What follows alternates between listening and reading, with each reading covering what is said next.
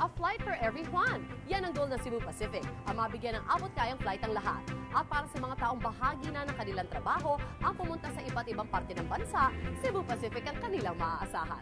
Alamin natin ang kwento ni Maria Elaine Alyanige. Bukod sa pagiging writer and researcher dito sa isang government network, bahagi na rin ng trabaho namin yung i-cover yung mga public service na ginagawa ng mga lokal na pamahalaan sa malalayong lugar. Kagaya nung merong nag-invite sa amin na isang municipality sa Taraca, Lanao del Sur, na in-invite nila kami para i-feature yung kanilang municipality and also yung services na ginagawa nila sa mamamayan nila. First time ko rin na sumakay ng plane at first time ko rin na sumakay ng Cebu Pacific. Nagandahan ako sa service ng Cebu Pacific. It's convenient, comfortable, safe, at na-enjoy ko yung freebies nila.